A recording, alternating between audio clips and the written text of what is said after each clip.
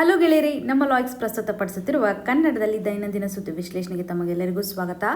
ಇಂದು ನಾವು ನೋಡಲಿದ್ದೇವೆ ಜನವರಿ 14, 2026 ದಿ ಹಿಂದೂ ಪತ್ರಿಕೆಯಲ್ಲಿರ್ತಕ್ಕಂಥ ಇಂಪಾರ್ಟೆಂಟ್ ಆರ್ಟಿಕಲ್ಸ್ಗಳನ್ನು. ಇವತ್ತಿನ ಚರ್ಚೆಯಲ್ಲಿರುವಂತಹ ಮೊದಲನೇ ಆರ್ಟಿಕಲನ್ನು ನೋಡುವಂಥದ್ದಾದರೆ, supreme court questions election commission on voter deletion citizenship. ಈ ಒಂದು ಇಶ್ಯೂ ನಮಗೆ GS ಪೇಪರ್ 2 ನಡೆಯಲ್ಲಿ ಬಹುಮುಖ್ಯವಾಗಿ ಎಲೆಕ್ಷನ್ ಪ್ರೊಸೆಸ್ಗೆ ಸಂಬಂಧಪಟ್ಟಂತೆ ಹಾಗೂ ಸುಪ್ರೀಂ ಕೋರ್ಟ್ನ ಒಂದು ರೆಸ್ಪಾನ್ಸಿಬಿಲಿಟಿ ಯಾವ ರೀತಿಯಾಗಿದೆ ಅಂತ ಇಲ್ಲಿ ಕನೆಕ್ಟ್ ಮಾಡ್ಬೋದಲ್ವಾ. ಸುಪ್ರೀಂ ಕೋರ್ಟ್ ಇವತ್ತು ಎಲೆಕ್ಷನ್ ಕಮಿಷನ್ಗೆ ಸ್ಪೆಷಲ್ ಇಂಟೆನ್ಸಿವ್ ರಿವಿಷನ್ ಲಿಸ್ಟ್ಗೆ ಸಂಬಂಧಪಟ್ಟಂತೆ ಮಗದೊಂದು ಕ್ವಶನನ್ನು ಮಾಡ್ತಾ ಇದೆ. ಇವಾಗ ನಾವೇನು ಡಿಲೀಷನನ್ನು ಮಾಡಿದ್ದೀವಿ, ಸ್ಪೆಷಲ್ ಇಂಟೆನ್ಸಿವ್ ರಿವಿಷನ್ ಮುಖಾಂತರ ಡಿಲೀಷನನ್ನು ಮಾಡಿದ್ದೀವಿ, ಸಾಕಷ್ಟು ಜನ ಎಕ್ಸ್ಕ್ಲೂಡ್ ಆಗಿದ್ದಾರೆ. ಇಲ್ಲಿ ಒಂದು ಟೈಮ್ ಲಿಮಿಟನ್ನು ಸಹ ಅವ್ರು ಕೊಟ್ಟಿದ್ದರು. ಏನಾದರೂ ಪ್ರಾಪರ್ ಆಗಿರ್ತಕ್ಕಂಥ ಡಾಕ್ಯುಮೆಂಟೇಷನ್ಸ್ ಇದ್ದರೆ ಮತ್ತೆ ಅಪೀಲ್ ಮಾಡಲಿಕ್ಕೆ ಅಲೋ ಮಾಡಿರೋದನ್ನು ಸಹ ನಾವು ನೋಡ್ತಾ ಇದ್ವಿ. ಅಪೀಲ್ ಮಾಡಿದಾದಮೇಲೆ ಮತ್ತೆ ವೆರಿಫಿಕೇಷನ್ಸನ್ನು ಮಾಡ್ತಾರೆ. ಎಲ್ಲ ಡಾಕ್ಯುಮೆಂಟೇಷನ್ ಸರಿ ಇದ್ದರೆ ಅವರನ್ನು ಎಕ್ಸ್ಕ್ಲೂಷನ್ ಮಾಡದೇ ಇರತಕ್ಕಂಥ ಸ್ಥಿತಿಗತಿಗಳು ಇರೋದನ್ನು ನೋಡ್ತಾ ಇದ್ವಿ ಒಂದು ಟೈಮ್ ಲಿಮಿಟೇಷನ್ ಆಧಾರದ ಮೇಲೆ. ಈ ರೀತಿಯಾಗಿ ನಾವು ಕಂಪ್ಲೀಟ್ ಒಂದು ಫಿಲ್ಟ್ರೇಷನನ್ನು ಮಾಡಿದ್ವಿ when it comes to the electoral process. ಸರಿಯಾದಂತಹ ಒಂದು ವೋಟರ್ಸ್ ಲಿಸ್ಟ್ ಇರಬೇಕು ಅನ್ನುವಂಥ ನಿಟ್ಟಿನಲ್ಲಿ ಎಲೆಕ್ಷನ್ ಕಮಿಷನ್ ಈ ಒಂದು ಇಶ್ಯೂಗೆ ಸಂಬಂಧಪಟ್ಟಂತೆ ಸ್ಟೆಪ್ಪನ್ನು ತೆಗೆದುಕೊಂಡಿದೆ.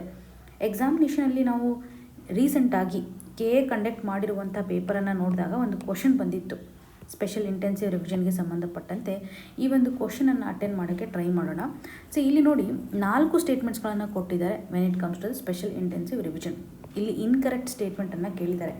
ನೀವು ಈ ರೀತಿಯಾಗಿ ಇನ್ಕರೆಕ್ಟ್ ಇರುತ್ತಲ್ಲ ಅದನ್ನು ನಿಗಾ ವಹಿಸೋದ್ರ ಮುಖಾಂತರ ಆನ್ಸರ್ ಮಾಡಬೇಕು. ಇಲ್ಲಿ ನೀವು ಇನ್ಫಾರ್ಮೇಷನ್ ಗೊತ್ತಿದ್ರೂ ಸಹ ಮಿಸ್ ಮಾಡ್ತಕ್ಕಂಥ ಚಾನ್ಸಸ್ ತುಂಬ ಇರುತ್ತೆ. ಇವಾಗ 4 ಸ್ಟೇಟ್ಮೆಂಟ್ ಕೊಟ್ಟಿದ್ದಾರಲ್ಲ, every year election commission of India conducts this exercise ಅಂತ ಕೇಳಿದ್ದಾರೆ. ಇದು ಯಾವುದೇ ರೀತಿಯಾಗಿ ಎವ್ರಿ ಇಯರ್ ಕಂಡಕ್ಟ್ ಮಾಡಲ್ಲ. ಇದು ನಿಮ್ಗೆ ಗೊತ್ತಿರುತ್ತೆ, ಸಾಕಷ್ಟು ಸರ್ತಿ ಈ ಒಂದು ಇಶ್ಯೂಗೆ ಸಂಬಂಧಪಟ್ಟಂತೆ ನಾವು ಚರ್ಚೆ ಮಾಡಿದ್ದೀವಿ. ಹಾಗಾಗಿ ಈ ಒಂದು ಆಪ್ಷನ್ ಏನಿದೆಯಲ್ಲ ಆಟೋಮೆಟಿಕ್ಲಿ ಡಿಲೀಟ್ ಆಗುತ್ತೆ. ಎವ್ರಿ ಇಯರ್ ಕಂಡಕ್ಷನನ್ನು ಮಾಡೋದಿಲ್ಲ, ಮಾಡಿದರೂ ಜನರಲ್ ಅವೇರ್ನೆಸ್ನ ಆಧಾರದ ಮೇಲೆ ನಿಮ್ಗೆ ಗೊತ್ತಿರುತ್ತೆ. ಇಲ್ಲಿ ನೋಡಿ ಎವ್ರಿ ಇಯರ್ ಇದನ್ನು ಕಂಡಕ್ಟ್ ಮಾಡೋದಿಲ್ಲ ಅಂತ ನೋಡ್ತಾ ಇದ್ವಿ. ಒಂದನೇ ಆಪ್ಷನ್ ಈಸಿಯಾಗಿ ನೀವು ಡಿಲೀಟ್ ಮಾಡಿದ್ರಿ. ಸೆಕೆಂಡ್ ಆಪ್ಷನ್ ನೋಡಿದಾಗ the names of new voters who are aged 18+ are being included in the voter list. Simple logic ಗೊತ್ತಲ್ವಾ, 18+ ಇರೋರೆಲ್ಲರೂ ಸಹ ವೋಟಿಂಗ್ ಮಾಡಲಿಕ್ಕೆ ಎಲಿಜಿಬಲ್ ಇರ್ತಾರೆ. ವೋಟರ್ ಲಿಸ್ಟಲ್ಲಿ ಅವ್ರು ಬರುವಂಥ ಸಾಧ್ಯತೆ ಇರುತ್ತೆ. ಸಿಂಪಲ್ ಅಂಡರ್ಸ್ಟ್ಯಾಂಡಿಂಗ್ನ ಮುಖಾಂತರ ನಿಮ್ಗೆ ಗೊತ್ತಿದ್ರೆ ಆರ್ಟಿಕಲ್ 326 ಸಹ ನೀವು ಇಲ್ಲಿ ರೀಕಲೆಕ್ಟ್ ಮಾಡ್ಕೋಬೋದು. ಇಲ್ಲಿ ಆರ್ಟಿಕಲ್ 326ನ ಆಧಾರದ ಮೇಲೆ 18+ ಇರ್ತಕ್ಕಂಥ ಎಲ್ಲರೂ ಎಲಿಜಿಬಲ್ ಇರ್ತಾರೆ ವೋಟ್ ಮಾಡಲಿಕ್ಕೆ ಅಂತ. ಥರ್ಡ್ ಆಪ್ಷನ್ ಏನಿದೆ, it also intends to remove the names of illegal foreign immigrants ಅಂತ ಹೇಳ್ತಾ ಇದ್ದಾರೆ. ಮೊದಲ ಹಂತದಲ್ಲಿ ಆಪ್ಷನ್ B ಕರೆಕ್ಟ್ ಆಗುತ್ತೆ, ಆಪ್ಷನ್ A ರಾಂಗ್ ಆಗಿರೋದನ್ನು ನೋಡ್ತಾ ಇದ್ವಿ. ಆಪ್ಷನ್ C ಆ್ಯಕ್ಚುಲಿ ಏನಂತಂದರೆ ಇಂಟೆನ್ಷನ್ನು ಎಕ್ಸಾಕ್ಟ್ಲಿ ನಾವು ಇಲ್ಲೀಗಲ್ ಫಾರಿನ್ ಇಮಿಗ್ರೆಂಟ್ಸನ್ನು ರಿಮೂವ್ ಮಾಡಬೇಕು ಅಂತ ಇಲ್ಲ. ಇಲ್ಲಿ ಕಂಪ್ಲೀಟಾಗಿ ಸಿಟಿಜನ್ಗಳಿಗೆ ಮಾತ್ರ ನಾವು ವೋಟರ್ ಮಾಡಲಿಕ್ಕೆ ಅವೈಲೇಬಿಲಿಟಿಯನ್ನು ಪ್ರೊವೈಡ್ ಮಾಡುವಂಥದ್ದಾಗಿದೆ. ಅಂದರೆ ನಾಗರಿಕರು ಮಾತ್ರ ವೋಟರ್ ಲಿಸ್ಟಲ್ಲಿ ಇರಬೇಕು ಅನ್ನುವಂಥ ಇಂಟೆನ್ಷನ್ ಇದೆ. ಈ ಒಂದು ಪ್ರೊಸೆಸ್ಸಲ್ಲಿ ನಾವು ಇಲ್ಲೀಗಲ್ ಫಾರಿನ್ ಇಮಿಗ್ರೆಂಟ್ಸನ್ನು ರಿಮೂವ್ ಮಾಡಬೇಕು ಅನ್ನೋದಿಲ್ಲ. ಬಟ್ ಇಲ್ಲಿ ಕೊಟ್ಟಿರುವಂಥ ಆಪ್ಷನ್ ಆಧಾರದ ಮೇಲೆ ನಾವು ಇದನ್ನು ರೈಟ್ ಅಂತಲೇ ಕನ್ಸಿಡರ್ ಮಾಡಬೇಕು. 3 ಆಪ್ಷನ್ ಇಲ್ಲಿ ಮೆನ್ಷನ್ ಮಾಡಿಲ್ಲ. ಫೋರ್ತ್ ಆಪ್ಷನಲ್ಲಿ election commission of India can conduct special intensive exercise if the concern state give assent ಅಂತ ಮೆನ್ಷನ್ ಮಾಡಿದ್ದಾರೆ. ಇಲ್ಲಿ ಎಲೆಕ್ಷನ್ ಕಮಿಷನ್ ಯಾವತ್ತೂ ಸ್ಟೇಟ್ಗಳ ಕನ್ಸೆಂಟನ್ನು ಇಲ್ಲಿ ಕೇಳುವಂಥ ಅವಶ್ಯಕತೆ ಇರಲ್ಲ. ಇದರ ಒಂದು ಫಂಕ್ಷನ್ ಏನಿದೆ, ಒಂದು ವೋಟರ್ ಲಿಸ್ಟನ್ನು ರೆಡಿ ಮಾಡಬೇಕು ಅಂತ ಇರುವ ಇಂಟೆನ್ಷನನ್ನು ಫುಲ್ಫಿಲ್ ಮಾಡ್ತಾ ಇದೆ. ಸ್ಟೇಟ್ನ ಒಂದು ಕನ್ಸರ್ನ್ ಇಲ್ಲಿ ಅವಶ್ಯಕತೆ ಇರೋದಿಲ್ಲ. ಹಾಗಾಗಿ ಡಿಯಲ್ಲಿರುವಂಥ ಸ್ಟೇಟ್ಮೆಂಟು ರಾಂಗ್ ಆಗಿಬಿಡುತ್ತೆ. ಕೇಳಿರೋದೇನು ಇಲ್ಲಿ ಇನ್ಕರೆಕ್ಟ್ ಸ್ಟೇಟ್ಮೆಂಟ್ ಯಾವುದಂತ ಕೇಳಿದ್ದಾರೆ. ಆಪ್ಷನ್ A ಮತ್ತು D ಏನಿದೆಯಲ್ಲ ಇನ್ಕರೆಕ್ಟ್ ಆಗಿರೋದ್ರಿಂದ ಫೋರ್ತ್ ಆಪ್ಷನಲ್ಲಿ ರೈಟ್ ಆನ್ಸರ್ ಆಗುತ್ತೆ. ಸಿಂಪಲ್ ಆಗಿ ನೀವು ಎಲಿಮಿನೇಷನ್ ಟೆಕ್ನಿಕನ್ನು ಇಲ್ಲಿ ಅಪ್ಲೈ ಮಾಡ್ತೀನಿ ಅಂತಂದರೆ ಇನ್ಕರೆಕ್ಟ್ ಸ್ಟೇಟ್ಮೆಂಟ್ಸನ್ನು ಕೇಳಿದಾರಲ್ಲ, ಫಸ್ಟ್ ನೋಡ್ತೀರಾ every year election commission conduct ಮಾಡುತ್ತಾ ಅಂತ ಫಸ್ಟ್ ಸ್ಟೇಟ್ಮೆಂಟ್ ನೋಡಿದ ತಕ್ಷಣ ಇಲ್ಲ ಅಂತ ನಿಮಗೆ ಕ್ಲಾರಿಟಿ ಸಿಕ್ತಂದರೆ A ಆಪ್ಷನ್ ಎಲ್ಲಿದೆ ಅಂತ ಚೂಸ್ ಮಾಡಿ. ನಿಮಗೆ ಒಂದರಲ್ಲಾದರೂ A ಆಪ್ಷನ್ ಇದೆ, ಫೋರ್ತಲ್ಲಿ A ಆಪ್ಷನ್ ಇದೆ, ಓಕೆನಾ. ಸೆಕೆಂಡ್ ಆಪ್ಷನ್ ನೋಡಿದಾಗ the names of new voters who are aged 18+ ಅನ್ನೋದ್ರ ಬಗ್ಗೆ ಇಲ್ಲಿ ಕೇಳಿದಲ್ಲ, ಇದು ರೈಟ್ ಆಪ್ಷನ್ ಇದೆ. ರೈಟ್ ಆಪ್ಷನ್ ಕೇಳಿಲ್ಲ, ಸ್ಟೇಟ್ಮೆಂಟಲ್ಲಿ ಕೇಳಿರೋದು ಇನ್ಕರೆಕ್ಟ್ ಕೇಳಿದ್ದಾರೆ. ಹಾಗಿದ್ರೆ B ಯಾವುದಿರುತ್ತಲ್ಲ ಅದು ಆಟೋಮೆಟಿಕ್ಲಿ ಡಿಲೀಟ್ ಆಗಿಬಿಡುತ್ತೆ. ನಿಮ್ಗೆ ಉಳಿದಿರೋದೇನು ಆಪ್ಷನ್ 4. ಈ ಆಧಾರದ ಮೇಲೂ ಸಹ ಟೈಮ್ ಸೇವ್ ಮಾಡಬೇಕು ಅಂತಂದರೆ ಎಲಿಮಿನೇಷನ್ ಟೆಕ್ನಿಕನ್ನು ಯೂಸ್ ಮಾಡೋದ್ರ ಮುಖಾಂತರ ನೀವು ಬೇರೆ ಒಂದು ಕ್ವಶನ್ಗೆ ಟೈಮನ್ನು ಅಲೋಕೇಶನ್ ಮಾಡಲಿಕ್ಕೆ ಸಾಧ್ಯತೆ ಇದೆ. ಇನ್ನು ಆರ್ಟಿಕಲ್ಗೆ ಶಿಫ್ಟ್ ಆಗೋದಾದರೆ, ಸುಪ್ರೀಂ ಕೋರ್ಟ್ ಇವತ್ತು ಎಲೆಕ್ಷನ್ ಕಮಿಷನ್ಗೆ ಸಾಕಷ್ಟು ಕ್ವಶನ್ಗಳ ಸರಮಾಲೆಯನ್ನು ಹಾಕ್ತಾ ಇದೆ. ಸಿಟಿಜನ್ಶಿಪ್ಗೆ ಸಂಬಂಧಪಟ್ಟಂತೆ ಕನೆಕ್ಟ್ ಮಾಡೋದ್ರ ಮುಖಾಂತರ ಇವಾಗ ಕಂಪ್ಲೀಟಾಗಿ ನಾವು ರಿವೈಸ್ ಮಾಡಿದ್ದೀವಪ್ಪ ವೋಟರ್ ಲಿಸ್ಟನ್ನು. ಕಂಪ್ಲೀಟಾಗಿ ಈ ಒಂದು ಲಿಸ್ಟಿಂದ ಹೊರಗಡೆ ಬಂದಿರ್ತಾರಲ್ಲ, ಡಿಲೀಟ್ ಆಗಿರ್ತಾರಲ್ಲ, ಅವರನ್ನು ನಾವು ಯಾವ ರೀತಿಯಾಗಿ ಕನ್ಸಿಡರ್ ಮಾಡಬೇಕು. ಇವಾಗ ಇಲ್ಲಿಗಲ್ ಮೈಗ್ರೆಂಟ್ ಅನ್ನುವಂಥ ಒಂದು ಟೈಟಲ್ ಬಂದುಬಿಡುತ್ತಲ್ವ ಅವ್ರಿಗೆ. ಸೊ ವೋಟರ್ ಲಿಸ್ಟಿಂದ ಇಲ್ಲ, ಅವರು ಸಿಟಿಜನ್ಸ್ ಅಲ್ಲ ಅಂತ ಇವಾಗ ಕ್ಲಾರಿಟಿ ಸಿಕ್ಕಿದೆ ನಮಗೆ. ಅವರನ್ನು ನಾವು ಏನು ಮಾಡಬೇಕಾಗತ್ತೆ, ಡಿಪೋರ್ಟ್ ಮಾಡಬೇಕಾ, ಅಂದರೆ ಬೇರೆ ಒಂದು ರಾಷ್ಟ್ರದವರು ಅಂತಂದು ಕಳಿಸ್ಬೇಕಾ. ಸೊ ಅವ್ರಿಗೆ ಸಂಬಂಧಿಸಿದಂತೆ ಸೆಂಟ್ರಲ್ ಗೌರ್ಮೆಂಟ್ ಯಾವ ರೀತಿಯಂತ ಆ್ಯಕ್ಷನ್ನ ತೆಗೆದುಕೊಳ್ತಾರೆ ಅನ್ನೋದು ಇಲ್ಲಿ ಕ್ವಶನ್ ಮಾರ್ಕನ್ನು ಕ್ರಿಯೇಟ್ ಮಾಡ್ತಾ ಇದೆ. ಸೊ ಸಂವಿಧಾನಾತ್ಮಕವಾಗಿಯೂ ಸಹ when it comes to the voting, so right to vote ಅನ್ನುವಂಥ ಒಂದು ಆಸ್ಪೆಕ್ಟನ್ನು ಸಹ ನೋಡೋದಾದರೆ ಇದು ಯಾವುದೇ ರೀತಿಯಾಗಿ ಫಂಡಾಮೆಂಟಲ್ ರೈಟ್ಸ್ ಅಂತ ನಾವು ಕನ್ಸಿಡರ್ ಮಾಡಿಲ್ಲ. ಪ್ರಿಲಿಮ್ಸಲ್ಲಿ ಸಾಕಷ್ಟು ಸರ್ತಿ ಇದಕ್ಕೆ ಸಂಬಂಧಪಟ್ಟಂತೆ ಕೇಳಿದ್ದಾರೆ. ರೈಟ್ ಟು ವೋಟ್ ಅಂತ ಬಂದಾಗ ಇದು ಫಂಡಾಮೆಂಟಲ್ ರೈಟ್ ಆಗಲ್ಲ, ಬಟ್ ಇದು ಒಂದು ಕಾನ್ಸ್ಟಿಟ್ಯೂಷನಲ್ ರೈಟ್ ಆಗಿ ಕನ್ವರ್ಟ್ ಆಗುತ್ತೆ. ಹಾಗೂ ಒಂದು ಸ್ಟ್ಯಾಟ್ಯುಟರಿ ಲಾನ ಮುಖಾಂತರನೂ ಸಹ ಇದಕ್ಕೆ ಸಂಬಂಧಪಟ್ಟಂತೆ ಸರ್ಕಾರ ಸಪೋರ್ಟ್ ಮಾಡ್ತಾ ಇರೋದನ್ನು ನೋಡ್ತಾ ಇದ್ವಿ. ಇದು ಯಾವುದೇ ರೀತಿಯಾಗಿ ಫಂಡಾಮೆಂಟಲ್ ರೈಟು ನಮ್ಮ ದೇಶದಲ್ಲಿ ಇಲ್ಲ ಅನ್ನುವಂಥ ಕ್ಲಾರಿಟಿ ನಿಮಗೆ ಇಂಪಾರ್ಟೆಂಟು. ಸೊ ಇವಾಗ ಎಲೆಕ್ಷನ್ ಕಮಿಷನ್ ಆಫ್ ಇಂಡಿಯಾ ಅದರಲ್ಲೂ ಆರ್ಟಿಕಲ್ 326ನ ಸಪೋರ್ಟನ್ನು ತೆಗೆದುಕೊಳ್ಳೋದ್ರ ಮುಖಾಂತರ 18+ ಏಜಲ್ಲಿರ್ತಕ್ಕಂತಹ ಎಲ್ಲರ ಒಂದು ಲಿಸ್ಟನ್ನು ತಯಾರು ಮಾಡಿದೆ. ಫೈನಲ್ ಆಗಿ ಒಂದು ಡಿಸಿಷನ್ನ ತೆಗೆದುಕೊಂಡಿದೆ. ಆದರೆ ಇಲ್ಲಿ ಸಿಟಿಜನ್ಗೆ ಸಂಬಂಧಿಸಿದಂತೆ ಫೈನಲ್ ಆಗಿ ಡಿಸಿಷನ್ ಮಾಡುವಂಥ ಒಂದು ಅಥಾರಿಟಿ ಎಲೆಕ್ಷನ್ ಕಮಿಷನ್ಗೆ ಇರೋದಿಲ್ಲ. ಇದು ನಿಮಗೆ ಕ್ಲಿಯರಾಗಿ ಗೊತ್ತಿರಲಿ. ಯಾರಿಗಿರುತ್ತೆ ಅಂದರೆ ಸೆಂಟ್ರಲ್ ಗೌರ್ಮೆಂಟ್ ಡಿಸಿಷನ್ನ ತೆಗೆದುಕೊಳ್ತಾರೆ ಲಾನ ಮಾಡೋದ್ರ ಮುಖಾಂತರ, ಯಾರನ್ನ ಇನ್ಕ್ಲೂಡ್ ಮಾಡಬೇಕು, ಯಾರನ್ನು ಎಕ್ಸ್ಕ್ಲೂಡ್ ಮಾಡಬೇಕು ಅನ್ನುವಂತಹ ನಿಟ್ಟಿನಲ್ಲಿ. ಸೊ ಇದಕ್ಕೆ ಸಂಬಂಧಿಸಿದಂತಹ ಕೆಲವೊಂದಿಷ್ಟು ಲಾಗಳನ್ನು ಸಹ ಆರ್ಟಿಕಲ್ ನಡಿಯಲ್ಲಿ ಮೆನ್ಷನ್ ಮಾಡ್ತಾ ಇದ್ದಾರೆ. ಪ್ರಸ್ತುತವಾಗಿ ಈ ಒಂದು ವೆರಿಫಿಕೇಷನ್ ಮಾಡ್ತಾ ಇದ್ದಾರಲ್ಲ ಸಿಟಿಜನ್ಸ್ ಸಂಬಂಧಪಟ್ಟಂತೆ, ಇದನ್ನು ಯಾರು ವೆರಿಫೈ ಮಾಡ್ತಾರೆ ಅಂತಂದರೆ ಎಲೆಕ್ಷನ್ ಕಮಿಷನ್ ಆಫ್ ಇಂಡಿಯಾ ವೆರಿಫಿಕೇಷನನ್ನು ಮಾಡ್ತಾ ಇದ್ದಾರೆ. ಸೊ ಇಲ್ಲಿ ಚುನಾವಣಾ ಆಯೋಗದ ಒಂದು ಕಾರ್ಯ ಏನಂತಂದರೆ ವೆರಿಫಿಕೇಷನನ್ನು ಮಾಡ್ತಾ ಇದೆ. ಆವಾಗಲೇ ನಾವು ನೋಡಿದ್ವಲ್ಲ ಸ್ಟೇಟ್ಮೆಂಟನ್ನು, ಆ ಸ್ಟೇಟ್ಮೆಂಟ್ ನಡಿಯಲ್ಲಿ ಇಂಟೆನ್ಷನ್ ಅಂತ ಮೆನ್ಷನ್ ಮಾಡಿದ್ದಾರೆ. ಸೊ ಅದು ಎಕ್ಸಾಕ್ಟ್ಲಿ ರಾಂಗ್ ಆಗುತ್ತೆ, ಬಟ್ ಆಪ್ಷನ್ಸ್ಗಳು ಇಲ್ಲ, ನಾವೇನು ಮಾಡಲಿಕ್ಕೆ ಆಗೋದಿಲ್ಲ. ಇಲ್ಲಿ ಚುನಾವಣಾ ಆಯೋಗದ ಒಂದು ಫಂಕ್ಷನ್ ಏನಿದೆ ಅಂತಂದರೆ ವೆರಿಫಿಕೇಷನ್ಸನ್ನು ಮಾಡ್ತಾ ಇದೆ. ಸಿಟಿಜನ್ಶಿಪ್ಗಳನ್ನು ವೆರಿಫೈ ಮಾಡ್ತಾರೆ. ಯಾಕಂತಂದರೆ ಅವರು ಒಂದು ಫೈನಲ್ ಆಗಿರುವಂಥ ವೋಟಿಂಗ್ ಲಿಸ್ಟನ್ನು ತಯಾರು ಮಾಡಬೇಕಾಗುತ್ತೆ. ವೋಟಿಂಗೋಸ್ಕರ ವೆರಿಫಿಕೇಷನನ್ನು ಮಾಡುವಂಥ ಒಂದು ಕಾರ್ಯ, ನಾಗರಿಕತ್ವವನ್ನು ವೆರಿಫೈ ಮಾಡ್ತಾ ಇದ್ದಾರೆ ಅಂತ.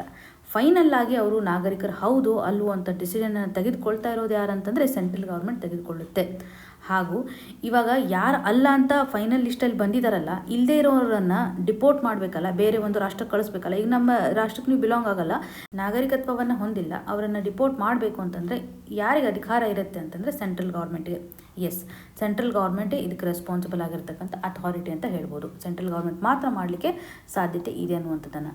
ಹಾಗೂ ರಿಪ್ರೆಸೆಂಟೇಷನ್ ಆಫ್ ಪೀಪಲ್ ಆ್ಯಕ್ಟ್ 1950 ಸಹ ವೋಟರ್ ಲಿಸ್ಟನ್ನು ರಿವೈಸ್ ಮಾಡುವಂಥ ಹಂತದಲ್ಲಿ ಸಪೋರ್ಟ್ ಮಾಡುತ್ತೆ ಅಂತ ಹೇಳ್ಬೋದು. ಇದರಲ್ಲಿ ಕೆಲವೊಂದಿಷ್ಟು ಸೆಕ್ಷನ್ಸ್ಗಳಿದ್ದಾವೆ. ಸೆಕ್ಷನ್ 16 ಅಂತ ನಾವು ನೋಡಿದಾಗ ಡಿಸ್ಕ್ವಾಲಿಫಿಕೇಷನನ್ನು ಐಡೆಂಟಿಫೈ ಮಾಡೋದು. ಇವಾಗ ನಾನ್ ಸಿಟಿಜನ್ ಇರ್ತಾರಲ್ಲ, ಅವರು ಡಿಸ್ಕ್ವಾಲಿಫೈ ಆಗ್ತಾರೆ ಅಂತ ಆಗಿರ್ಬೋದು. ಅನ್ಸೌಂಡ್ ಮೈಂಡ್ ಇದ್ದರೆ ಅವರು ಡಿಸ್ಕ್ವಾಲಿಫೈ ಆಗ್ತಾರೆ. ಏನಾದರೂ ಲಾನ ಮುಖಾಂತರ ಡಿಸ್ಕ್ವಾಲಿಫಿಕೇಷನನ್ನು ಮೆನ್ಷನ್ ಮಾಡಿದರೆ ಆ ಒಂದು ಹಂತದಲ್ಲೂ ಸಹ ಡಿಸ್ಕ್ವಾಲಿಫೈ ಆಗ್ತಾರೆ ಅನ್ನುವಂಥದ್ದಾಗಿರ್ಬೋದು.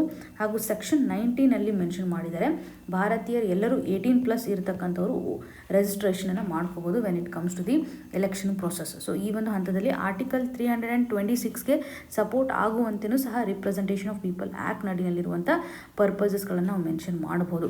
ಇದರೊಂದಿಗೆ ಗೊತ್ತಾಗುತ್ತೆ ಎಲೆಕ್ಷನ್ ಕಮಿಷನ್ಗೆ ಸಪೋರ್ಟ್ ಮಾಡೋದು ಆರ್ಟಿಕಲ್ 326 ಹಾಗೂ representation of people act.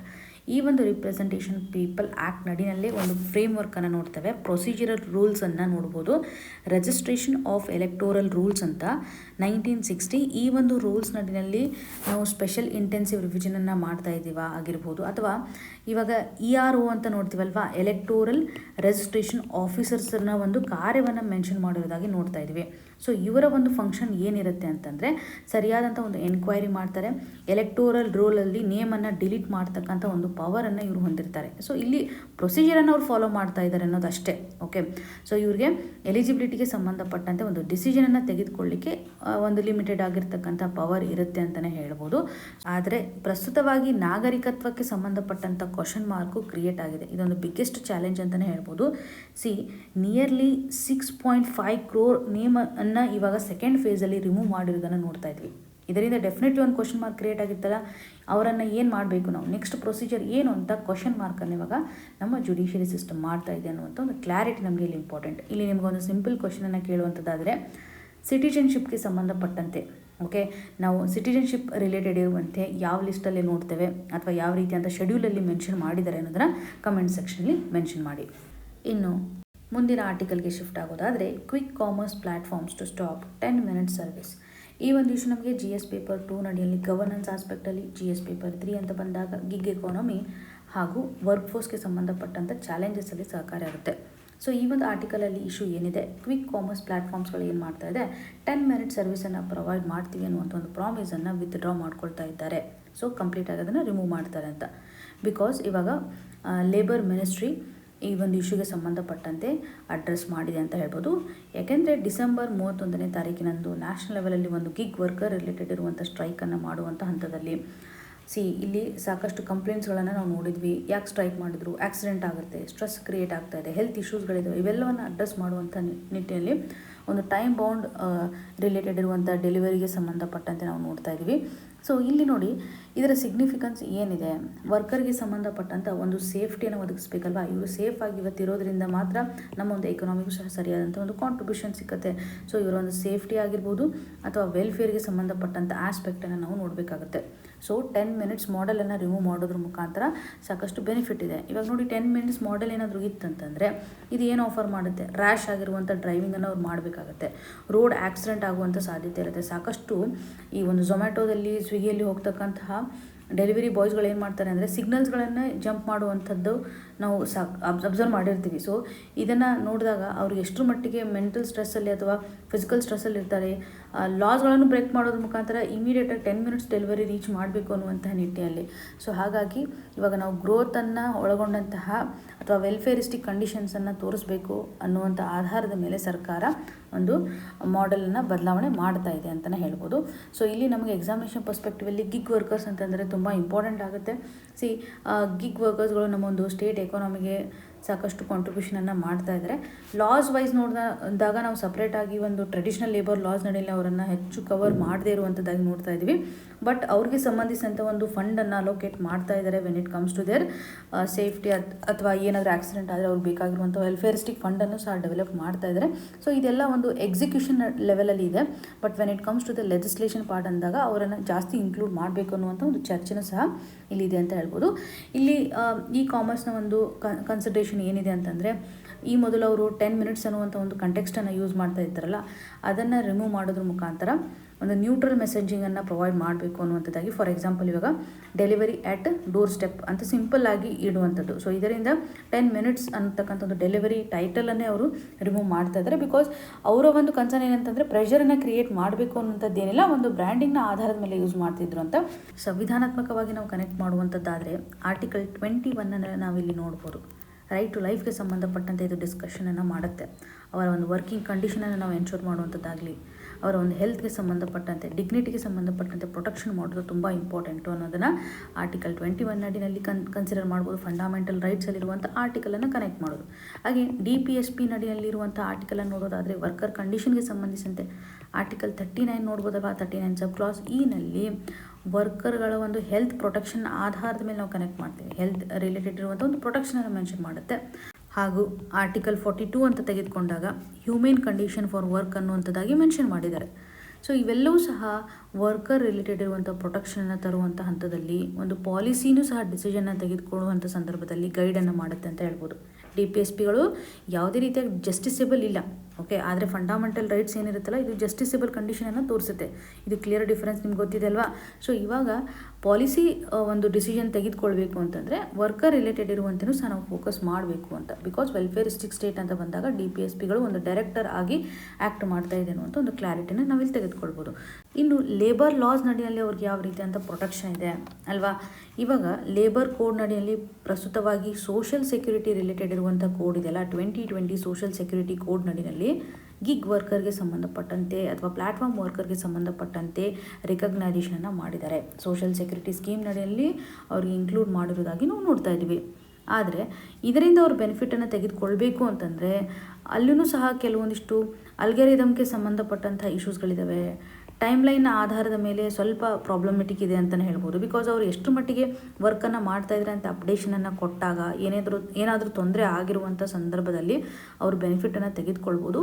So ಅಲ್ಲಿ ಸ್ವಲ್ಪ ಇಂಪ್ಲಿಮೆಂಟೇಷನ್ ಹಂತದಲ್ಲಿ ಕೆಲವೊಂದಿಷ್ಟು ಚಾಲೆಂಜಸ್ಗಳಿದ್ದಾವೆ, ಅದಕ್ಕೆ ಸಂಬಂಧಪಟ್ಟಂಥ ಡಿಸ್ಕಷನ್ಸ್ಗಳು ಸಹ ನಡೀತಾ ಇದ್ದಾವೆ. ಸೊ ಇಲ್ಲಿ ಒಟ್ಟಾರೆಯಾಗಿ ಪ್ರಸ್ತುತವಾಗಿ ಪ್ಲ್ಯಾಟ್ಫಾರ್ಮ್ಸ್ಗಳು ವಿತ್ಡ್ರಾ ಮಾಡ್ಕೊಂಡಿದ್ದಾರೆ ಅನ್ನುವಂತಹ ಆಸ್ಪೆಕ್ಟ್. ಸೊ ಇವಾಗ ಮಾಡಿರುವಂಥ ಒಂದು ಪ್ರೊಟೆಸ್ಟ್ ಏನಾಗಿದೆ, ಒಂದು ಒಳ್ಳೆ ರೆಸ್ಪಾನ್ಸನ್ನು ಕೊಟ್ಟಿದೆ ಅನ್ನೋದರ ಹಂತದಲ್ಲಿ ನಾವು ಗಮನ ಹರಿಸ್ಬೋದು. ಇದರಿಂದ ವರ್ಕರ್ಗೆ ಸಂಬಂಧಪಟ್ಟಂಥ ಒಂದು ಸೇಫ್ಟಿ ಇಂಪ್ರೂವ್ಸ್ ಆಗ್ತಾ ಇದೆ ಅಂತ ಹೇಳ್ಬೋದು. ಅವರ ಒಂದು ಹೆಲ್ತ್ ಸರಿಯಾಗಿತ್ತು ಅಂದರೆ ಡೆಫಿನೆಟ್ಲಿ ನಮ್ಮ ಒಂದು ನೇಷನ್ ವೆಲ್ತ್ಗೆ ಕಾಂಟ್ರಿಬ್ಯೂಷನನ್ನು ಮಾಡುತ್ತೆ ಅನ್ನುವಂಥ ಆಸ್ಪೆಕ್ಟ್ ನಮಗಿಲ್ಲಿ ಇಂಪಾರ್ಟೆಂಟ್. ಇನ್ನು ಮುಂದಿನದಾಗಿ 2 with suspected Nipah infection in West Bengal critical. ಈ ಒಂದು ಇಶ್ಯೂ ನಮಗೆ GS ಪೇಪರ್ 2 ಹೆಲ್ತ್ ಆಸ್ಪೆಕ್ಟ್ ಆಗಿರ್ಬೋದು. GS ಪೇಪರ್ 3 ಅಂತ ಬಂದಾಗ ಇಂಪಾರ್ಟೆಂಟ್ ಡಿಸೀಸಸ್ಗಳನ್ನು ಸೈನ್ಸ್ ಆ್ಯಂಡ್ ಟೆಕ್ನಾಲಜಿ ಪಾರ್ಟಲ್ಲಿ ನಾವು ಕನೆಕ್ಟ್ ಮಾಡಬೇಕಾಗುತ್ತೆ. ಸೊ ಇಲ್ಲಿ ವೆಸ್ಟ್ ಬೆಂಗಾಲಲ್ಲಿ 2 ಕೇಸಸ್ಗಳಾಗಿದೆ when it comes to the Nipah infection. Severity ಇದೆ ಅಂತ ನೋಡ್ತಾ ಇದ್ವಿ, ಕೋಮಾದಲ್ಲಿ ಪೇಷಂಟ್ಸ್ಗಳಿರೋದನ್ನು ನೋಡ್ತಾ ಇದ್ವಿ. ಈ ಒಂದು ನಿಫಾ ವೈರಸ್ಗೆ ಸಂಬಂಧಪಟ್ಟಂಥ ಮಾಹಿತಿಯನ್ನು ನಾವು ತಿಳಿದುಕೊಳ್ಳುವಂಥದ್ದಾದರೆ ಇದೊಂದು ಝೋನೋಟಿಕ್ ಡಿಸೀಸ್ ಅಂತ ಅನಿಸ್ಕೊಳ್ಳುತ್ತೆ. ಇಂಪಾರ್ಟೆಂಟ್ಲಿ ಝೋನೋಟಿಕ್ ವೈರಸ್ ಅಂತ ನಾವಿಲ್ಲಿ ನೋಡ್ಬೋದು. ಝೋನೋಟಿಕ್ ವೈರಸ್ ಯಾವ ರೀತಿಯಾಗಿ ಸ್ಪ್ರೆಡ್ ಆಗುತ್ತೆ ಅಂದರೆ ಆ್ಯನಿಮಲ್ ಇಂದ ಹ್ಯೂಮನ್ಗೆ ಹರಡ್ತಕ್ಕಂಥ ರೋಗಗಳನ್ನು ನಾವು ಝೋನೋಟಿಕ್ ಡಿಸೀಸಸ್ಗಳು ಅಥವಾ ಝೋನೋಟಿಕ್ ವೈರಸ್ನ ಮುಖಾಂತರ ಹರಡ್ತಾ ಇದೆ ಅಂತಲೇ ಹೇಳ್ಬೋದು. ಸೊ ಜನರಲಿ ಒಂದು ಟರ್ಮನ್ನು ಕೊಟ್ಟಿದ್ದಾರೆ, ಝೋನೋಸಿಸ್ ಅಂದರೆ ಏನು ಅಂತ ನಿಮಗೆ ಕ್ಲಿಯರಾಗಿ ಗೊತ್ತಿರಬೇಕು. ಇಲ್ಲಿ ಪ್ರಸ್ತುತವಾಗಿ ನಿಫಾ ವೈರಸ್ ಅಂತ ಬಂದಾಗ ಬ್ಯಾಟ್ಗಳ ಮುಖಾಂತರ ಹರಡ್ತಾ ಇರೋದನ್ನು ನಾವು ನೋಡ್ತಾ ಇದ್ವಿ. ಇಲ್ಲಿ ಹ್ಯೂಮನಿಗೆ ಒಂದು ಆ್ಯನಿಮಲ್ನ ಮುಖಾಂತರ ಹರಡ್ತಾ ಇರುವಂಥ ಸ್ಥಿತಿಗತಿಗಳನ್ನು ನೋಡ್ತಾ ಇದ್ವಿ. ಬೇರೆ ಬೇರೆ ಡೊಮೆಸ್ಟಿಕೇಟೆಡ್ ಆ್ಯನಿಮಲ್ಸ್ಗಳ ಮುಖಾಂತರ ಸಹ ಹರಡುತ್ತೆ. ಫಾರ್ ಎಕ್ಸಾಂಪಲ್ ಪಿಗ್ ಆಗಿರ್ಬೋದು, ಕ್ಯಾಟ್ ಆಗಿರ್ಬೋದು, ಹಾರ್ಸ್ ಆಗಿರ್ಬೋದು, ಗೋಟ್ ಆಗಿರ್ಬೋದು, ಶೀಪ್, ಈ ರೀತಿಯಾದಂಥ ಆ್ಯನಿಮಲ್ಸ್ಗಳ ಮುಖಾಂತರ ಹ್ಯೂಮನ್ಗೆ ಹರಡೋದನ್ನು ನಾವು ನೋಡ್ತಾ ಇದ್ವಿ. ಇಲ್ಲಿ ಒಂದು ಇಂಪಾರ್ಟೆಂಟ್ ಫೀಚರ್ ಏನಂತಂದರೆ ಮನುಷ್ಯನಿಂದ ಮನುಷ್ಯನಿಗೂ ಸಹ ಇದು ಸ್ಪ್ರೆಡ್ ಆಗುತ್ತೆ. ಫಸ್ಟು ಆ್ಯನಿಮಲಿಂದ ಹ್ಯೂಮನ್ಗೆ ಬರುತ್ತೆ, ಹ್ಯೂಮನ್ ಆದಮೇಲೆ ಮತ್ತೆ ಇನ್ನೊಬ್ಬರಿಗೆ ಇದು ಸ್ಪ್ರೆಡ್ ಆಗುವಂಥ ಸಾಧ್ಯತೆ ಇರುತ್ತೆ. ಒಂದು ವೇಳೆ ಇನ್ಫೆಕ್ಟೆಡ್ ಪರ್ಸನ್ಗೆ ಏನಾದರೂ ಕಾಂಟ್ಯಾಕ್ಟ್ ಮಾಡಿದರೆ, ಇವಾಗ ಹಾಸ್ಪಿಟಲ್ನಲ್ಲಿ ಏನಾದರೂ ಇನ್ಫೆಕ್ಷನ್ ಸ್ಪ್ರೆಡ್ ಆಗುವಂಥ ಕಂಡೀಷನ್ ಇದ್ದರೆ ಆಟೋಮೆಟಿಕ್ಲಿ ಆ ಹ್ಯೂಮನ್ಗೆ ಬರುವಂಥ ಸಾಧ್ಯತೆ ಇರುತ್ತೆ. So human to human transmission ಆಗ್ತಾ ಇದೆ ಅನ್ನೋಂಥ ಕ್ಲಾರಿಟಿ ನಮಗೆ ಇಲ್ಲಿ ಇಂಪಾರ್ಟೆಂಟ್. ಹೆಲ್ತ್ ವರ್ಕರ್ಗೂ ಸಂಬಂಧಪಟ್ಟಂತೆ ಒಂದು ಹೈ ರಿಸ್ಕನ್ನು ನಾವು ನೋಡಬೇಕಾಗುತ್ತೆ ಇಲ್ಲಿ. ಸೊ ಇಲ್ಲಿ ಫೆಟಾಲಿಟಿ ರೇಟ್ ಎಷ್ಟು ಮಟ್ಟಿಗಿದೆ ಅಂತಂದರೆ 40 to 75% ಅಷ್ಟು ಫೆಟಾಲಿಟಿ ರೇಟನ್ನು ನಾವು ಗಮನ ಹರಿಸ್ಬೋದು. ಓಕೆ, ಸೊ ಇದೊಂದು ಅಕ್ಯೂಟ್ ಎನ್ಸೆಫಾಲಿಟಿಸ್ ಕಂಡೀಷನನ್ನು ಕಾಸ್ ಮಾಡುತ್ತೆ ಮತ್ತು ರೆಸ್ಪಿರೇಟರಿ ಇಲ್ನೆಸ್ಸನ್ನು ಸಹ ಕ್ರಿಯೇಟ್ ಮಾಡುತ್ತೆ ಅನ್ನುವಂಥ ಆಸ್ಪೆಕ್ಟ್. ಇದರ ಆಧಾರದ ಮೇಲೆ ಫೆಟಾಲಿಟಿಯನ್ನು ಅಥವಾ ಡೆತ್ ಆಗ್ತಾ ಇರೋದನ್ನು ನಾವು ನೋಡ್ತಾ ಇದ್ವಿ. ಯಾವುದರಿಂದ ಸ್ಪ್ರೆಡ್ ಆಗುತ್ತೆ ಅಂದರೆ RNA ವೈರಸ್ಸಿಂದ ಇದು ಸ್ಪ್ರೆಡ್ ಆಗೋದು. ಈ ನಿಫಾ ವೈರಸ್ ಏನಿದೆ RNA ವೈರಸ್ ಇದೆ, ರೈಬೋನ್ಯೂಕ್ಲಿಕ್ ಆ್ಯಸಿಡ್. ಅದರಲ್ಲೂ ಇದು ಮಿಕ್ಸೋವಿರಿಡಿ ಅಂತಕ್ಕಂಥ ಫ್ಯಾಮಿಲಿಗೆ ಬಿಲಾಂಗ್ ಆಗುತ್ತೆ ಅನ್ನೋದು ಕ್ಲಿಯರಾಗಿ ಗೊತ್ತಿರಬೇಕು. ಹೆನಿಪಾ ವೈರಸ್ ಅನ್ನುವಂಥ ಒಂದು ಜೀನಸ್ಗೆ ಬಿಲಾಂಗ್ ಆಗುತ್ತೆ ಅನ್ನೋದನ್ನು ನಾವಿಲ್ಲಿ ಕನೆಕ್ಟ್ ಮಾಡ್ಬೋದು. ಸೊ WHO ಈ ಒಂದು ಇಶ್ಯೂಗೆ ಸಂಬಂಧಪಟ್ಟಂತೆ ಪ್ರಯಾರಿಟಿ ಡಿಸೀಸ್ ಆಗಿ ನಾವು ಕನ್ಸಿಡರ್ ಮಾಡಬೇಕು ಅಂತ ಡಿಕ್ಲರೇಷನನ್ನು ಮಾಡಿದೆ when it comes to the Nipah virus. ಯಾವ ರೀತಿಯಾಗಿ ಸ್ಪ್ರೆಡ್ ಆಗುತ್ತೆ, ಸ್ಪ್ರೆಡ್ ಆಗುವಂಥ ಸಂದರ್ಭದಲ್ಲಿ ಒಂದು ಯೂರಿನ್ ಕಂಟೆಂಟ್ ಆಗಿರ್ಬೋದು, ಸಲೈವ್ ಆಗಿರ್ಬೋದು, ಅಥವಾ ಏನಾದರೂ ಬರ್ತ್ ಆಗುವಂಥ ಸಂದರ್ಭದಲ್ಲಿ ಫ್ಲೂಯಿಡ್ಸ್ಗಳು ಇರುತ್ತಲ್ಲ, ಅದೇನಾದರೂ ಟಚ್ ಆದ್ರೂ ಸಹ ನಿಫಾ ಕೇಸಸ್ಗಳು ಜಾಸ್ತಿ ಆಗೋದನ್ನು ನೋಡ್ತಾ ಇದ್ವಿ. ಕೇರಳದಲ್ಲಿ ಕೇಸಸ್ಗಳು ಜಾಸ್ತಿ ಕಂಡು ಬರ್ತಾ ಇರೋದನ್ನು ಈ ಮೊದಲು ನಾವು ನೋಡ್ತಾ ಬರ್ತಾ ಇದ್ವಿ. ಇವಾಗ ವೆಸ್ಟ್ ಬೆಂಗಾಲದಲ್ಲಿ ಇರೋದ್ರಿಂದ ಈ ಒಂದು ಇಶ್ಯೂ ನಮಗೆ ಇಂಪಾರ್ಟೆಂಟ್ ಆಗುತ್ತೆ. ಇದಕ್ಕೆ ಸಂಬಂಧಪಟ್ಟಂತೆ ಯಾವುದೇ ರೀತಿಯಂತಹ ವ್ಯಾಕ್ಸಿನೇಷನ್ ಇಲ್ಲ. ಓಕೆ, ಸ್ಪೆಸಿಫಿಕೇಷನ್ ಇಲ್ಲ ಇದರಲ್ಲಿ ವ್ಯಾಕ್ಸಿನೇಷನ್ ಅಂತ ಬಂದಾಗ. ಸೊ ಇಲ್ಲಿ ಒಂದು ಸಪೋರ್ಟಿವ್ ಕೇರ್ನ ಮುಖಾಂತರ ನಾವು ಕ್ಯೂರ್ ಮಾಡಲಿಕ್ಕೆ ಮುಂದಾಗ್ತಾ ಇರುವಂಥದ್ದು. ಸೊ ಇದಕ್ಕೆ ಸಂಬಂಧಪಟ್ಟಂಥ ಒಂದು ಹಾಸ್ಪಿಟಲಲ್ಲಿ ಪ್ರಿಪೇರ್ಡ್ನೆಸ್ಸನ್ನು ಮಾಡ್ತಾ ಇದ್ದಾರೆ. ಅಂದರೆ ಪ್ರೈವೇಟ್ ಪಬ್ಲಿಕ್ ಹಾಸ್ಪಿಟಲ್ಸ್ಗಳ ಒಂದು ಅಲರ್ಟ್ನೆಸ್ಸನ್ನು ಕಾಣ್ಬೋದು. ಸೊ ಕಾಂಟ್ಯಾಕ್ಟ್ ಯಾವ ರೀತಿ ಆಗಿದೆ ಅಂತಲೂ ಸಹ ಟ್ರೇಸ್ ಮಾಡ್ತಾ ಇದ್ದಾರೆ. ಅಡ್ಮಿನಿಸ್ಟ್ರೇಟಿವ್ ಲೆವೆಲಲ್ಲಿ ಒಂದು ಮೇಜರನ್ನು ತೆಗೆದುಕೊಳ್ತಾ ಇದ್ದಾರೆ. ಒಂದು ಸೀರಿಯಸ್ ಕಂಡೀಷನ್ ಇರೋದ್ರಿಂದ ಒಂದು ಸ್ಟ್ಯಾಂಡರ್ಡ್ ಆಪರೇಟಿಂಗ್ ಪ್ರೊಸೀಜರನ್ನು ಹಾಸ್ಪಿಟಲ್ಸ್ನಲ್ಲಿ ಅಲ್ಲಿ ಫಾಲೋ ಮಾಡ್ತಾ ಇರೋದಾಗಿಯೂ ಸಹ ನಾವು ನೋಡ್ಬೋದು. ಹೆಲ್ಪ್ಲೈನ್ ನಂಬರ್ಸ್ಗಳನ್ನು ಸಹ ಇಲ್ಲಿ ಲಾಂಚ್ ಮಾಡಿದ್ದಾರೆ. ಇದರಿಂದ ಈಸಿಯಾಗಿ ಒಂದು ಡಿಸೀಸ್ಗೆ ಸಂಬಂಧಪಟ್ಟಂಥ ಟ್ರ್ಯಾಕಿಂಗನ್ನು ಮಾಡಲಿಕ್ಕೆ ಸಾಧ್ಯತೆ ಇದೆ. ಸೊ ಕ್ಲಿಯರಾಗಿ ಗೊತ್ತಿರಲಿ ನಿಫಾ ಯಾವ ರೀತಿಯಾಗಿ ಸ್ಪ್ರೆಡ್ ಆಗುತ್ತೆ, ಇದರ ಒಂದು ಕನ್ಸರ್ನ್ ಯಾವ ರೀತಿಯಾಗಿದೆ ಅನ್ನುವಂಥ ಅಪ್ಡೇಷನನ್ನು ನಾವಿಲ್ಲಿ ತೆಗೆದುಕೊಳ್ಬೋದು. ಇನ್ನು ಮುಂದಿನದಾಗಿ ಲ್ಯಾಂಗ್ವೇಜ್ ಆಫ್ ಹಾರ್ಮೋನಿ. ಈ ಒಂದು ಇಶ್ಯೂ ನಮಗೆ GS ಪೇಪರ್ 2 ನಡಿನಲ್ಲಿ ಫೆಡರಲಿಸಮ್ಗೆ ಸಂಬಂಧಪಟ್ಟಂತೆ ಸಹಕಾರಿಯಾಗುತ್ತೆ. ಹಾಗೂ ಆಫಿಷಿಯಲ್ ಲ್ಯಾಂಗ್ವೇಜಸ್ಗೆ ಸಂಬಂಧಪಟ್ಟಂಥ ಒಂದು ಸ್ಟೇಟಸ್ ಯಾವ ರೀತಿಯಾಗಿದೆ, ಸಂವಿಧಾನಾತ್ಮಕವಾಗಿದೆ ಅಂತ ನಾವು ಕನೆಕ್ಟ್ ಮಾಡ್ಬೋದು. ಆರ್ಟಿಕಲ್ನ ಕಂಟೆಕ್ಸ್ಟನ್ನು ನೋಡೋದಾದರೆ ಕೇರಳ ಅಸೆಂಬ್ಲಿ ರೀಸೆಂಟ್ಲಿ ಒಂದು ಬಿಲ್ಲನ್ನು ಇಂಟ್ರೊಡ್ಯೂಸ್ ಮಾಡಿದ್ದಾರೆ, ಮಲಯಾಳಂ ಲ್ಯಾಂಗ್ವೇಜ್ ಬಿಲ್ 2025. ಈ ಒಂದು ಬಿಲ್ಗೆ ಸಂಬಂಧಿಸಿದಂತೆ ಕರ್ನಾಟಕ ಸರ್ಕಾರ ಒಂದು ಕ್ವಶನ್ ಮಾರ್ಕನ್ನು ಕ್ರಿಯೇಟ್ ಮಾಡ್ತಾ ಇದೆ, ಕನ್ಸರ್ನನ್ನು ರೇಸ್ ಮಾಡ್ತಾ ಇದೆ ಅಂತಲೇ ಹೇಳ್ಬೋದು. ಸೊ ಆ ಒಂದು ಬಿಲ್ಲಲ್ಲಿರುವಂಥ ಫೀಚರ್ಸ್ ಏನಂತ ನೋಡೋದಾದರೆ ಪ್ರಸ್ತುತವಾಗಿ ಒಂದು ಅಫಿಷಿಯಲ್ ಲ್ಯಾಂಗ್ವೇಜ್ ಸ್ಟೇಟಸನ್ನು ಕೊಡಬೇಕು ಅಂತ ಡಿಸಿಷನ್ನ ತೆಗೆದುಕೊಂಡಿದ್ದಾರೆ. ಯಾವ ಲ್ಯಾಂಗ್ವೇಜಿಗೆ ಅಂದರೆ ಡೆಫಿನೆಟ್ಲಿ ಮಲಯಾಳಂ ಲ್ಯಾಂಗ್ವೇಜ್ಗೆ. ಮಲಯಾಳಂ ಲ್ಯಾಂಗ್ವೇಜನ್ನು ಒಂದು ಅಫಿಷಿಯಲ್ ಲ್ಯಾಂಗ್ವೇಜ್ ಆಗಿ, ಸ್ಟೇಟ್ನ ಅಫಿಷಿಯಲ್ ಲ್ಯಾಂಗ್ವೇಜ್ ಆಗಿ ಡಿಕ್ಲರೇಷನ್ ಮಾಡಬೇಕು ಅಂತ ಡಿಸಿಷನನ್ನು ತೆಗೆದುಕೊಂಡಿದ್ದಾರೆ. ಇದರಿಂದಾಗಿ ಆಡಳಿತಾತ್ಮಕ ದೃಷ್ಟಿಕೋನದಿಂದ ಅಡ್ಮಿನಿಸ್ಟ್ರೇಟಿವ್ ಲೆವೆಲಲ್ಲಿ ಆಗಿರ್ಬೋದು ಅಥವಾ ಶೈಕ್ಷಣಿಕ ಲೆವೆಲಲ್ಲಿ, ಎಜುಕೇಷನ್ ಲೆವೆಲಲ್ಲಿ ಹಾಗೂ ಜುಡಿಷರಿ ನ್ಯಾಯಾಂಗ ವ್ಯವಸ್ಥೆಯಲ್ಲೂ ಸಹ ಆಫಿಷಿಯಲ್ ಲ್ಯಾಂಗ್ವೇಜನ್ನು ಪ್ರಮೋಷನ್ ಮಾಡಬೇಕು. ಇನ್ನು IT ಸೆಕ್ಟರಲ್ಲೂ ಸಹ ಆಫಿಷಿಯಲ್ ಲ್ಯಾಂಗ್ವೇಜನ್ನು ಒತ್ತು ಕೊಡಬೇಕು ಅಂತ ಬಿಲ್ಲಲ್ಲಿರುವಂತಹ ಪ್ರಾಮುಖ್ಯವಾದಂತಹ ಒಂದು ಫೀಚರನ್ನು ನೋಡ್ತಾ ಇದ್ದೀವಿ. ಸೊ ಅವರ ಒಂದು ಇಂಟೆನ್ಷನ್ ಇಲ್ಲಿ ಕ್ಲಿಯರ್ ಆಯಿತು. ಇವಾಗ ಕರ್ನಾಟಕ ಸರ್ಕಾರದ ಒಂದು ಕನ್ಸರ್ನ್ ಏನಿದೆ, ಇವ್ರು ಯಾಕೆ ಕ್ವಶನನ್ನು ಇಲ್ಲಿ ಕೇಳ್ತಾ ಇದ್ದಾರೆ ಅಂತಂದರೆ, ಕೇರಳದಲ್ಲಿ ಲಿಂಗ್ವಿಸ್ಟಿಕ್ ಮೈನಾರಿಟೀಸ್ಗಳಿರ್ತಾರಲ್ವಾ, ತಮಿಳನ್ನು ಮಾತಾಡ್ತಕ್ಕಂಥ ಕೆಲವು ಗ್ರೂಪ್ ಇರ್ಬೋದು, ಅಥವಾ ಕನ್ನಡವನ್ನು ಮಾತಾಡ್ತಕ್ಕಂಥ ಲಿಂಗ್ವಿಸ್ಟಿಕ್ ಮೈನಾರಿಟೀಸ್ಗಳಿಗೆ ಸಂಬಂಧಪಟ್ಟಂಥ ಕ್ವಶನ್ ಮಾರ್ಕನ್ನು ಇಲ್ಲಿ ರೈಸ್ ಮಾಡ್ತಾ ಇದ್ದಾರೆ. ಆದರೆ ಆಫಿಷಿಯಲ್ ಲ್ಯಾಂಗ್ವೇಜನ್ನು ಡಿಕ್ಲೇರ್ ಮಾಡುವಂತಹ ಒಂದು ಅಧಿಕಾರ ಸ್ಟೇಟ್ಗಿರುತ್ತೆ ಅನ್ನುವಂಥ ಪ್ರಾವಿಧಾನವನ್ನು ನಾವು ಸಂವಿಧಾನದಲ್ಲಿ ನೋಡ್ತಾ ಇದ್ದೀವಿ. ಇದು ವೆರಿ ಇಂಪಾರ್ಟೆಂಟ್. ಬಿಕಾಸ್ ಕೇರಳ ಇವಾಗ ಬಿಲ್ಲನ್ನು ಇಂಟ್ರೊಡ್ಯೂಸ್ ಮಾಡಿದೆ. ಇದು ಯಾವುದೇ ರೀತಿಯಾಗಿ ತಪ್ಪಲ್ಲ. ಇದಕ್ಕೆ ಸಪೋರ್ಟ್ ಮಾಡುವಂಥ ಒಂದು ಆರ್ಟಿಕಲ್ 345 ನಾವು ಗಮನಿಸ್ಬೋದು. ಆಫಿಷಿಯಲ್ ಲ್ಯಾಂಗ್ವೇಜ್ ಆಫ್ ದ ಸ್ಟೇಟ್ಗೆ ಸಂಬಂಧಪಟ್ಟಂತೆ ನಾವು ಇಲ್ಲಿ ನೋಡ್ತಾ ಇದ್ವಿ. ಸ್ಟೇಟ್ ಲೆಜಿಸ್ಲೇಚರ್ಗೆ ಒಂದು ಪವರನ್ನು ಆರ್ಟಿಕಲ್ 345 ಮೆನ್ಷನ್ ಮಾಡಿರೋದಾಗಿ ನೋಡ್ತಾ ಇದ್ವಿ.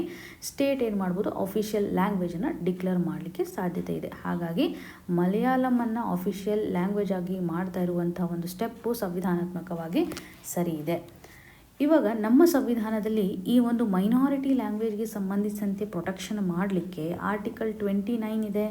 ಆರ್ಟಿಕಲ್ 30 ಸಹ ನಾವು ನೋಡ್ಬೋದು. ಇಲ್ಲಿ ಲಿಂಗ್ವಿಸ್ಟಿಕ್ ಮೈನಾರಿಟೀಸ್ಗೆ ಸಂಬಂಧಪಟ್ಟಂತೆ ಒಂದು ಹಕ್ಕನ್ನು ನಾವು ಪ್ರೊಟೆಕ್ಟ್ ಮಾಡಬೇಕು ಅಂತ ಆರ್ಟಿಕಲ್ 29 ಮೆನ್ಷನ್ ಮಾಡಿದ್ದಾರೆ. ಸೊ ಅವರಿಗೆ ಸಂಬಂಧಿಸಿದಂಥ ಒಂದು ಲ್ಯಾಂಗ್ವೇಜ್ ಆಗಿರ್ಬೋದು ಅಥವಾ ಕಲ್ಚರನ್ನು ಪ್ರೊಟೆಕ್ಷನ್ ಮಾಡಬೇಕು. ಲಿಂಗ್ವಿಸ್ಟಿಕ್ ಮೈನಾರಿಟಿಗೆ ಸಂಬಂಧಿಸಿದಂತೆ ಆರ್ಟಿಕಲ್ 29 ನೋಡ್ತೇವೆ. ಆರ್ಟಿಕಲ್ 30 ಮೆನ್ಷನ್ ಮಾಡಿರೋ ಪ್ರಕಾರ ಇಲ್ಲಿನೂ ಸಹ ಮೈನಾರಿಟೀಸ್ಗಳಿಗೆ ಸಹ ಒಂದು ರೈಟನ್ನು ಕೊಡ್ತಾರೆ. ಯಾವ ರೀತಿಯಾಗಿ ಎಜುಕೇಷನ್ ಇನ್ಸ್ಟಿಟ್ಯೂಷನ್ಸ್ಗಳನ್ನು ಅವರು ಸೆಟಪ್ ಮಾಡ್ಬೋದು ಅಂತ. ಆರ್ಟಿಕಲ್ 30 ಎಜುಕೇಷನ್ ಇನ್ಸ್ಟಿಟ್ಯೂಷನ್ಸ್ಗಳನ್ನು ಎಸ್ಟಾಬ್ಲಿಷ್ಮೆಂಟ್ ಮಾಡಲಿಕ್ಕೆ ಅಲೋ ಮಾಡುವಂತಹ ಆರ್ಟಿಕಲ್ 30. ಸೊ ಈ ಎರಡು ಆರ್ಟಿಕಲ್ಗಳು ಸಹ ಕಲ್ಚರಲ್ ಹಾಗೂ ಎಜುಕೇಷನಲ್ ರೈಟ್ಸ್ಗೆ ಸಂಬಂಧಿಸಿದಂತೆ ರಿಫ್ಲೆಕ್ಷನ್ನ ಮಾಡುತ್ತೆ. ಹಾಗಾಗಿ ಬಿಲ್ಲಲ್ಲಿನೂ ಸಹ ಎಕ್ಸ್ಪ್ಲಿಸಿಟ್ಲಿ ಮೆನ್ಷನ್ ಮಾಡಿರೋ ಪ್ರಕಾರ ತಮಿಳ್ ಆಗಿರ್ಬೋದು ಅಥವಾ ಕನ್ನಡ ಮಾತಾಡ್ತಕ್ಕಂತಹ ಮೈನಾರಿಟಿ ಗ್ರೂಪ್ಗೆ, ಅದರಲ್ಲಿ ಇವಾಗ ಗೌರ್ಮೆಂಟ್ ಆಫೀಷಿಯಲ್ಸ್ಗಳು ಇರ್ತಾರಲ್ಲ, ಅವರು ತಮ್ಮ ಒಂದು ಲ್ಯಾಂಗ್ವೇಜಲ್ಲೇ ಎಲ್ಲ ರೀತಿಯಾದಂಥ ಕಮ್ಯುನಿಕೇಷನ್ಸನ್ನು ಮಾಡ್ಬೋದು ಮತ್ತು ಅವ್ರಿಗೆ ಬೇಕಾಗಿರ್ತಕ್ಕಂಥ ಉತ್ತರವನ್ನು ಅವರ ಲ್ಯಾಂಗ್ವೇಜಲ್ಲೇ ಸಹ ಪಡೆದುಕೊಳ್ಳುವಂಥ ಒಂದು ಸಾಧ್ಯತೆ ಇರುತ್ತೆ ಅಂತ ಮೆನ್ಷನ್ ಮಾಡ್ತಾ ಇದ್ದಾರೆ. ಹಾಗೂ ಹೈಯರ್ ಎಜುಕೇಷನ್ ಅಂತ ಬಂದಾಗ ಯಾರು ಮಲಯಾಳಮನ್ನು ಬಿಟ್ಟು ಬೇರೆ ಲ್ಯಾಂಗ್ವೇಜ್ ಮಾತಾಡ್ತಾ ಇರ್ತಾರಲ್ಲ, ಅವ್ರಿಗೆ ಸ್ವಲ್ಪ ಎಕ್ಸಮ್ಷನ್ಸನ್ನು ಸಹ ಕೊಡ್ತಾ ಇದ್ದಾರೆ. ಅವರು ಯಾವುದೇ ಒಂದು ಸ್ಟೇಟಲ್ಲಿ ಅವೈಲೇಬಲ್ ಇರುವಂಥ ಲ್ಯಾಂಗ್ವೇಜಲ್ಲಿ ವಿದ್ಯಾಭ್ಯಾಸವನ್ನು ಮಾಡಲಿಕ್ಕೆ ಅಲೋ ಮಾಡ್ತಾ ಇದ್ದಾರೆ. ಸೊ ಕಂಪ್ಲೀಟಾಗಿ ಅವರನ್ನು ಇಲ್ಲಿ ಎಕ್ಸ್ಕ್ಲೂಷನ್ ಮಾಡ್ತಾ ಇಲ್ಲ ಅಂತ ನಾವು ಗಮನಿಸ್ಬೋದು. ಈ ಒಂದು ಹಂತದಲ್ಲಿ ಸಂವಿಧಾನಾತ್ಮಕವಾಗಿ ಏನೇನು ಪ್ರೊವಿಷನ್ಸ್ಗಳಿದಾವೆ ಅಂತ ನಾವು ಕನೆಕ್ಟ್ ಮಾಡಲೇಬೇಕು. ಅದರಲ್ಲೂ ಲಿಂಗ್ವಿಸ್ಟಿಕ್ ಮೈನಾರಿಟೀಸ್ಗೆ ಸಂಬಂಧಪಟ್ಟಂಥ ಕ್ವಶನ್ ಮಾರ್ಕ್ಗಳು ಇಲ್ಲಿ ಕ್ರಿಯೇಟ್ ಆಗ್ತಾ ಇದೆ. ಆರ್ಟಿಕಲ್ 350 ಸಹ ಇಲ್ಲಿ ಕನೆಕ್ಟ್ ಆಗುತ್ತೆ. ಆರ್ಟಿಕಲ್ 350 ನಡಿನಲ್ಲಿ ಲಿಂಗ್ವಿಸ್ಟಿಕ್ ಮೈನಾರಿಟೀಸ್ ಇರುತ್ತಲ್ಲ, ಈ ಒಂದು ಲಿಂಗ್ವಿಸ್ಟಿಕ್ ಮೈನಾರಿಟೀಸ್ಗೆ ಸಂಬಂಧಪಟ್ಟಂತೆ ಅದರಲ್ಲೂ ಪ್ರೈಮರಿ ಸ್ಟೇಜ್, ಇವಾಗ ಪ್ರೈಮರಿ ಸ್ಕೂಲ್ಸ್ ಇರುತ್ತೆ ಅಂದರೆ ಕಲಿಕಾ ಹಂತದಲ್ಲಿ ನಾವು ಇನ್ಸ್ಟ್ರಕ್ಷನ್ಸನ್ನು ಕೊಡುವಾಗ ಮದರ್ ಟಂಗನ್ನು ಯೂಸ್ ಮಾಡಬೇಕು ಅನ್ನುವಂಥದ್ದು ಮ್ಯಾಂಡೇಟರಿ ಪ್ರೊವಿಷನ್ಸನ್ನು, ಸ್ಟೇಟ್ಗೆ ಒಂದು ಆಬ್ಲಿಗೇಷನ್ಸನ್ನು ಈ ಆರ್ಟಿಕಲಲ್ಲಿ ಮೆನ್ಷನ್ ಮಾಡಿದ್ದಾರೆ. ಒಂದು ಸ್ಟೇಟು ಕಂಪಲ್ಸರಿ ಪ್ರೈಮರಿ ಹಂತದಲ್ಲಿ ಮದರ್ ಟಂಗ್ನ ಮುಖಾಂತರ ಇನ್ಸ್ಟ್ರಕ್ಷನ್ಸನ್ನು ಯೂಸ್ ಮಾಡಬೇಕು when it comes to the linguistic ಮೈನಾರಿಟೀಸ್ಗಳ ಪ್ರೊಟೆಕ್ಷನ್ ಅಂತ ಬಂದಾಗ. ಸೊ ಈ ಒಂದು ಬಿಲ್ಲಲ್ಲಿ ಯಾವುದೇ ರೀತಿಯಂಥ ವಯಲೇಷನ್ಸನ್ನು ನಾವು ಕಾಣ್ತಾ ಇಲ್ಲ ಅಂತಲೇ ಹೇಳ್ಬೋದು. ಸೊ ಇವಾಗ ಪ್ರಸ್ತುತವಾಗಿ ಸಂವಿಧಾನಾತ್ಮಕವಾಗಿರುವಂಥ ಪ್ರೊವಿಷನ್ಸನ್ನು ಅವರು ಫಾಲೋ ಮಾಡ್ತಾ ಇದ್ದಾರೆ. ಬಟ್ ಸ್ಟೇಟ್ಸ್ಗಳು ಕನ್ಸರ್ನನ್ನು ರೇಸ್ ಮಾಡ್ತಾ ಇದೆ. ಈ ಒಂದು ಹಂತದಲ್ಲಿ ಇಂಟರ್ ಸ್ಟೇಟ್ ಕೌನ್ಸಿಲ್ಗಳು ಬರಬೇಕು. ಇಂಟರ್ ಸ್ಟೇಟ್ ಕೌನ್ಸಿಲ್ಗಳು ಒಂದು ಕಲ್ಚರಲ್ ಲೆವೆಲಲ್ಲಿ ಆಗಿರ್ಬೋದು ಅಥವಾ ಲಿಂಗ್ವಿಸ್ಟಿಕ್ ಲೆವೆಲಲ್ಲಿ ಯಾವುದೇ ರೀತಿಯಂಥ ಮಿಸ್ಅಂಡರ್ಸ್ಟ್ಯಾಂಡಿಂಗ್ ಇರುತ್ತಲ್ಲ, ಅದನ್ನು ರಿಸಾಲ್ವ್ ಮಾಡಬೇಕು. ಇಲ್ಲಿ ಒಂದು ಪೊಲಿಟಿಕಲ್ ಇಶ್ಯೂ ಕ್ರಿಯೇಟ್ ಆಗದೆ ನೋಡಿಕೊಳ್ಳುವಂಥ ಒಂದು ಜವಾಬ್ದಾರಿ ಇಂಟರ್ ಸ್ಟೇಟ್ ಕೌನ್ಸಿಲ್ಗೆ ಇರುತ್ತೆ ಅಂತ ಆಥರ್ ಅವರು ಮೆನ್ಷನ್ ಮಾಡ್ತಾ ಇದ್ದಾರೆ. ಸೊ ಈ ಒಂದು ಲ್ಯಾಂಗ್ವೇಜ್ ಪಾಲಿಸಿ ಅಂತ ಬರುತ್ತಲ್ಲ, ಸರಿಯಾಗಿ ಸಂವಿಧಾನಾತ್ಮಕವಾಗಿರಬೇಕು ಒಂದೆಡೆ, ಇನ್ನೊಂದು ಇನ್ಕ್ಲೂಸಿವ್ನೆಸ್ಸನ್ನು ತೋರಿಸಬೇಕು, ಎಲ್ಲರನ್ನೂ ಸಹ ಇನ್ಕ್ಲೂಡ್ ಆಗಿರುವಂತೆ ಇರಬೇಕು ಮತ್ತು ಫ್ಲೆಕ್ಸಿಬಿಲಿಟಿಯನ್ನು ಸಹ ತೋರಿಸ್ಬೇಕಾಗತ್ತೆ. 2015 ಈ ಒಂದು ಬಿಲ್ ಬಂದಿತ್ತು, ಅಂದರೆ ಕೇರಳದಲ್ಲಿ ಪಾಸ್ ಮಾಡಿರೋದಾಗಿದೆ ಈ ಒಂದು ಬಿಲ್ಗೆ ಸಂಬಂಧಿಸಿದಂತೆ. ಬಟ್ ಇದು ಒಂದು ಹೋಲ್ಡಲ್ಲಿ ಇರೋದಾಗಿ ಈಗ ಅಗೇನ್ ಸುಪ್ರೀಂ ಕೋರ್ಟ್ ಈ ಒಂದು ಇಶ್ಯೂಗೆ ಸಂಬಂಧಪಟ್ಟಂತೆ ಇದು ಸಂವಿಧಾನಾತ್ಮಕವಾಗಿ ಸರಿ ಇದೆ ಅಂತ ಹೇಳಿದಾದಮೇಲೆ ಇವಾಗ ಬಿಲ್ಲನ್ನು ಇಂಟ್ರೊಡ್ಯೂಸ್ ಮಾಡ್ತಾ ಇದ್ದಾರೆ ಅನ್ನುವಂಥ ಕ್ಲಾರಿಟಿ ನಮಗೆ ಇಂಪಾರ್ಟೆಂಟು. ಇನ್ನು ಮುಂದಿನದಾಗಿ ದ ಇಂಪಾರ್ಟೆನ್ಸ್ ಆಫ್ ಬ್ಲೂ. ಈ ಒಂದು ಇಶ್ಯೂ ನಮಗೆ GS paper 1 modern history cultural ಆಸ್ಪೆಕ್ಟಲ್ಲಿ ಕನೆಕ್ಟ್ ಆಗುತ್ತೆ. GS ಪೇಪರ್ 2 ನಡಿನಲ್ಲೂ ಸಹ ಪಾಲಿಟಿಗೆ ಸಂಬಂಧಪಟ್ಟಂತೆ ಎಥಿಕ್ಸಲ್ಲೂ ಸಹ ನಾವು ಈ ಒಂದು ಇಶ್ಯೂನ ಬಳಕೆ ಮಾಡ್ಕೋಬೋದು.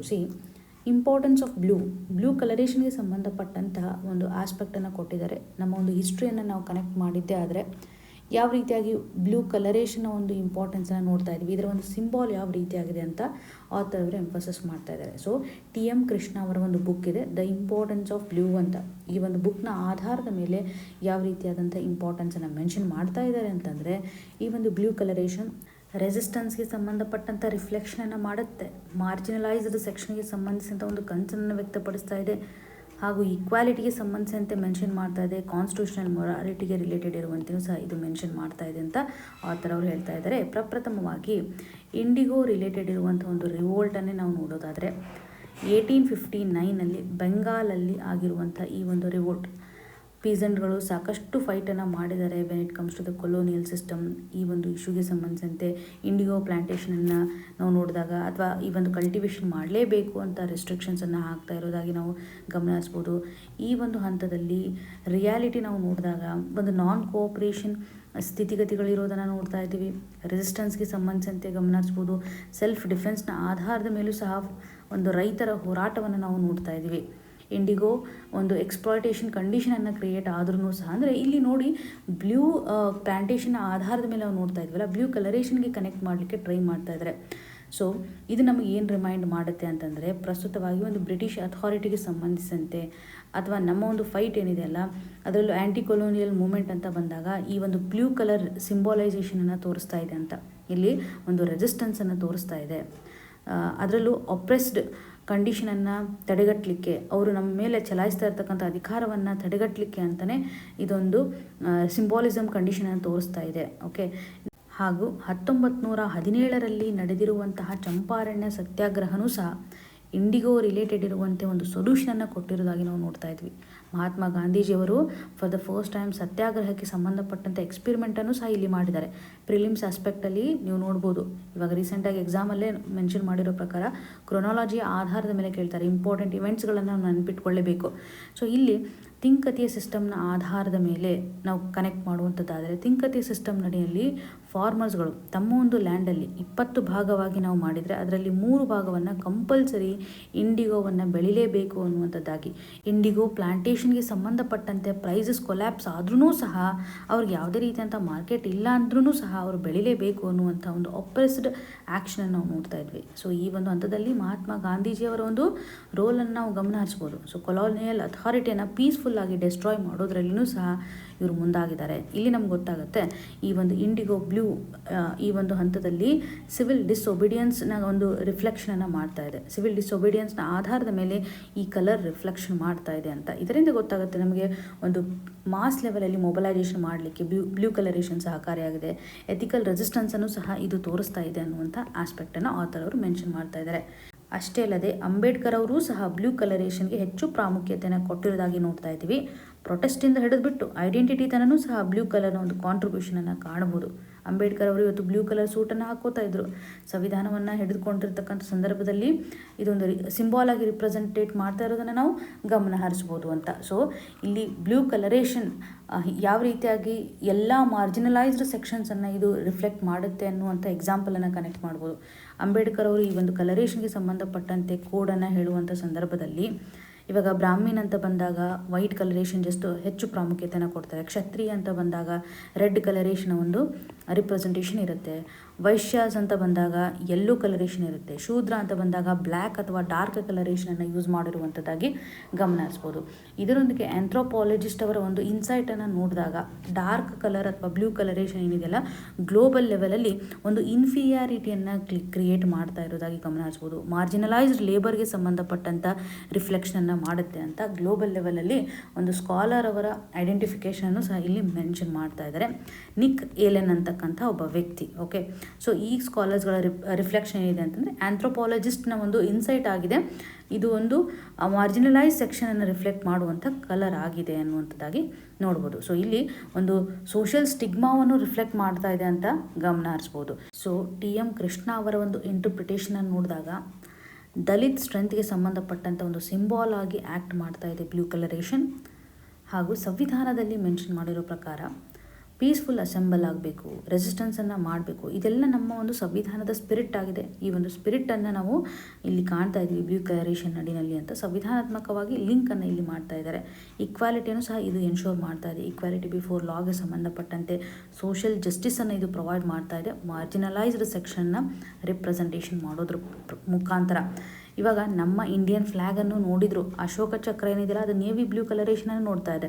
ಸೊ ಈ ಒಂದು ಹಂತದಲ್ಲಿ ಬ್ಲೂ ಇವತ್ತು ಮಾರಲ್ ಸೆಂಟರ್ ಆಗಿ ರಿಫ್ಲೆಕ್ಷನನ್ನು ಮಾಡ್ತಾ ಇದೆ when it comes to Indian democracy. ನಮ್ಮ ಪ್ರಜಾಪ್ರಭುತ್ವ ರಾಷ್ಟ್ರದಡಿನಲ್ಲಿ ಬ್ಲೂ ಕಲರೇಷನ್ ಇದೊಂದು ವ್ಯಾಲ್ಯೂವನ್ನು ಅಥವಾ ಮೊರಾಲಿಟಿಯನ್ನು ಎತ್ತಿ ಹಿಡಿತಾ ಇದೆ. ಇದು ಕೇವಲ ಕಲರ್ ಅಷ್ಟೇ ಅಲ್ಲ, ಇದರ ಒಂದು ರಿಫ್ಲೆಕ್ಷನನ್ನು ನಾವಿಲ್ಲಿ ಕಾಣ್ಬೋದು ಅಂತ ಆರ್ಗ್ಯೂ ಮಾಡ್ತಾ ಇದ್ದಾರೆ. ಸೊ ಈ ಒಂದು ಕಲರ್ ಅಂತ ಬಂದಾಗ ರೆಸಿಸ್ಟೆನ್ಸ್, ಡಿಗ್ನಿಟಿಯ ಆಧಾರದ ಮೇಲೆ, ಈಕ್ವಾಲಿಟಿ ಆಧಾರದ ಮೇಲೆ, ಕಾನ್ಸ್ಟಿಟ್ಯೂಷನಲ್ ಮೊರಾಲಿಟಿ ಆಧಾರದ ಮೇಲೆ ಎಷ್ಟು ಮಟ್ಟಿಗೆ ರಿಫ್ಲೆಕ್ಷನನ್ನು ಮಾಡ್ತಾ ಇದೆ ಅನ್ನುವಂಥ ಆಸ್ಪೆಕ್ಟನ್ನು ಇದರ ಮುಖಾಂತರ ನಾವು ಕಲಿಬೋದು. ಸೊ ಇಲ್ಲಿ ನೋಡಿ ಗಾಂಧೀಜಿಯವರ ಒಂದು ಎಥಿಕ್ಸನ್ನು ಕನೆಕ್ಟ್ ಮಾಡಿದ್ದಾರೆ, ಅಂಬೇಡ್ಕರ್ ಅವರ ಒಂದು ಐಡಿಯಾಲಜಿಯನ್ನು ಸಹ ಕನೆಕ್ಟ್ ಮಾಡೋದ್ರ ಮುಖಾಂತರ, ಸಂವಿಧಾನಾತ್ಮಕವಾಗಿರ್ತಕ್ಕಂಥ ಮೊರಾಲಿಟಿಯನ್ನು ಸಹ ರಿಫ್ಲೆಕ್ಟ್ ಮಾಡೋದ್ರ ಮುಖಾಂತರ ಬ್ಲೂನ ಪ್ರಾಮುಖ್ಯತೆಯನ್ನು ಇಲ್ಲಿ ಹೇಳ್ತಾ ಇದ್ದಾರೆ. ಇವತ್ತಿನ question of the day section ಅಡಿಯಲ್ಲಿ the Tinkathia system mentioned in the context of Champaran Satyagraha required peasant to 4 options ಇದೆ. Pay 3 kinds of land revenue. Second option cultivate indigo on a fixed portion of their land. Option C ನಡೆಯಲ್ಲಿ sell indigo only to British traders. Option 4 ಅಂತ ನೋಡೋದಾದರೆ work without wages on planter owned lands ಅಂತ 4 ಆಪ್ಷನ್ಸನ್ನು mention ಮಾಡಿದ್ದಾರೆ. ಈ ಒಂದು ಪ್ರಶ್ನೆಗೆ ಸರಿಯಾದ ಉತ್ತರವನ್ನು ಸೆಲೆಕ್ಟ್ ಮಾಡೋದ್ರ ಮುಖಾಂತರ ಕಮೆಂಟ್ ಸೆಕ್ಷನಲ್ಲಿ ಮೆನ್ಷನ್ ಮಾಡಿ. ನಿಮಗೇನೇ ಕನ್ಸರ್ನ್ ಇದ್ರೂ ಸಹ ಕಮೆಂಟ್ನ ಮುಖಾಂತರ ನಮಗೆ ತಿಳಿಸಿಕೊಡಿ ಅಂತ ಹೇಳ್ತಾ ಆಲ್ ದ ವೆರಿ ಬೆಸ್ಟ್. ಧನ್ಯವಾದಗಳು.